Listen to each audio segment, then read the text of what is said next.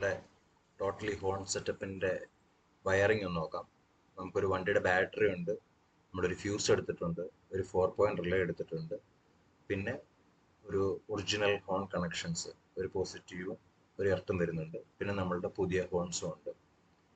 ഇനി ഇതിൻ്റെ റേറ്റിംഗ്സ് നമ്മൾ കൊടുത്തിട്ടുണ്ട്. ഫ്യൂസ് നമ്മൾ 10 ആംപിയറിന് ഫ്യൂസാണ് ഉപയോഗിക്കുന്നത്.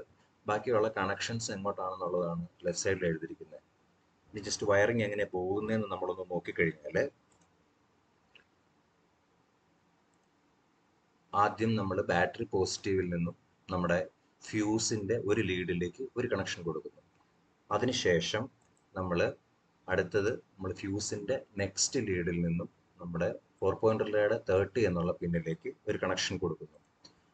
അതിനുശേഷം നമ്മളുടെ ഒറിജിനൽ ഹോണിൻ്റെ പ്ലസ് കണക്ഷൻ, അതായത് 86 എന്നുള്ള ആ ഒരു പിന്നിലേക്ക് നമ്മൾ കൊടുക്കുന്നു.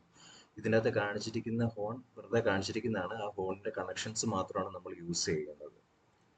അതിനുശേഷം ഹോണിൻ്റെ ഒരു ഗ്രൗണ്ട് വരുന്നുണ്ട്. ഈ ഹോണിൻ്റെ ഗ്രൗണ്ട് നമ്മൾ 4 പോയിന്റ് റിലേയുടെ 85 എന്നുള്ള പിന്നിലേക്ക് കൊടുക്കുന്നു. ഈ 86ഉം 85ഉം അങ്ങോട്ടും ഇങ്ങോട്ടും മാറിപ്പോയാലും വേറെ പ്രത്യേകിച്ച് പ്രശ്നങ്ങളൊന്നും സംഭവിക്കാനായിട്ടില്ല.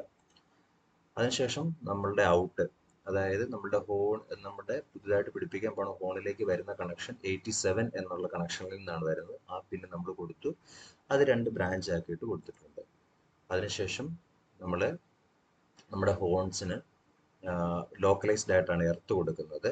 അവിടുന്ന് ഈ കാണിക്കുന്ന പോലെ 2 ലീഡ് എടുത്തതിന് ശേഷം നമ്മളത് ചേസിലെ ഏതെങ്കിലും 2 ബോൾട്ടിനോടോ 1 ബോൾട്ടിനോടോ അല്ലെങ്കിൽ ഇപ്പോൾ ഹോൺ ഫിക്സ് ചെയ്യുന്ന ആ സെയിം ബോൾട്ടിനോടോ തന്നെ കൂട്ടിവെച്ച് എർത്തിന് വേണ്ടിയിട്ട് മുറുക്കുന്നു. ഇത്രയാണ് നമ്മളുടെ ഹോൺ സെറ്റപ്പ്.